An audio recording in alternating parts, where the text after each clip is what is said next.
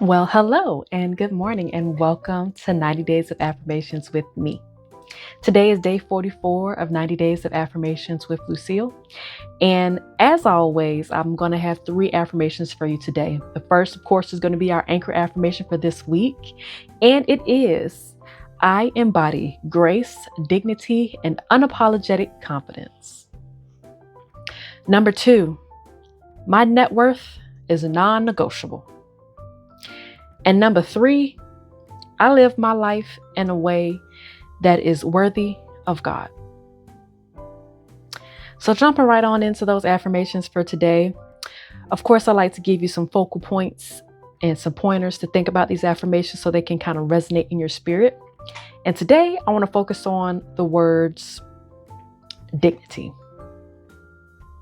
So as I mentioned yesterday, dignity is one of the inherent beliefs of worth and respect, right? And expanding on this, dignity also means honoring your boundaries and your values. For example, if a boundary for you in communication would be that you don't respond to others when they raise their voice or are blatantly disrespectful, that would be a boundary for you. And in order to honor that and respect that, you would take the time to ensure that you're doing what's best for you when you engage in conversation with others like that. And a thing to remember when you think about engaging in conversation with people that don't respect your values, right? You want to remember to not lose your dignity, right? And not stoop down to their level, but graciously bow out of the conversation and just go elsewhere. And so for me, I've actually experienced this myself. I work in an office setting that can be very stressful at times. And I've encountered a very tense conversation with another employee of mine. And let's see. When I felt the challenges coming and was arising, instead of jumping to react and trying to go tit for tat, I took a breath and I paused, I smiled, and I said, I'm not going to continue speaking with you. I think that we both need to calm down and come back. And graciously, this person stepped out and we reconvened later. But I understood that that was the boundary for me because they decided to raise their voice. I can see that they were getting extremely frustrated and it was only beginning to frustrate me as well. And so sometimes you just have to handle yourself with dignity and just end the conversation as best way you know how, right? Before it gets out of hand. Another example of dignity could be that maybe you refuse to do what the in crowd is doing, right? So maybe you might find what they're doing to be humiliating to you or embarrassing, right? For example, not wearing some scantily costume for Halloween.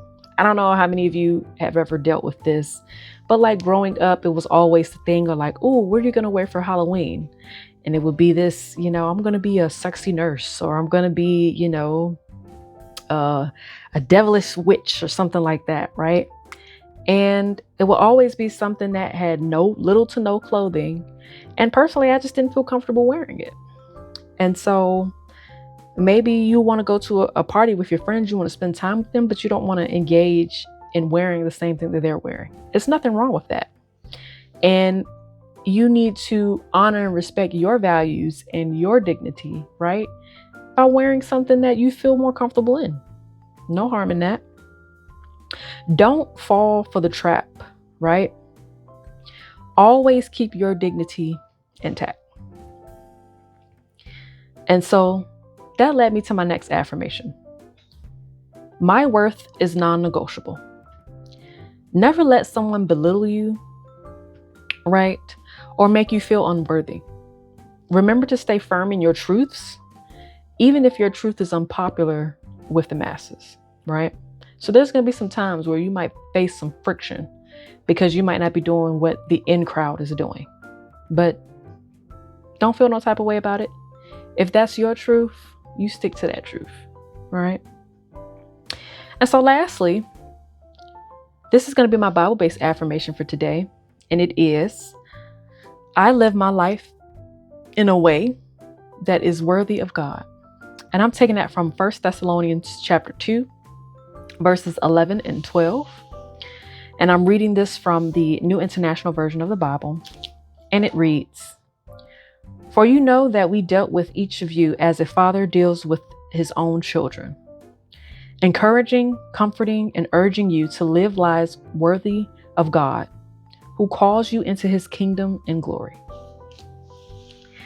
And so to me, this means that I live a life without shame, especially if God was to place a spotlight on my life, right? If he was to shine a light in any of the areas that, I might not share with other people, I don't have any shame, right? And that's how I want to live my life. And to know that I live a life that is worthy of God, I need to know what that looks like, right? And how do you know what that looks like? You have to cultivate a relationship with him through studying his word, praying frequently, and being still and listening for the guided whispers of God, right? And I'm going to also add, you want to make sure that you find your people. Find some like-minded individuals that you can confide in, right? Because that's important. And they'll provide some perspectives that you probably have never considered to help you even further your depth of understanding, right? So let's go through those really quickly. Repeat after me, because that's what we're doing this for, so that y'all can get these affirmations in your spirit. And so, number 1, I embody grace, dignity, and unapologetic confidence.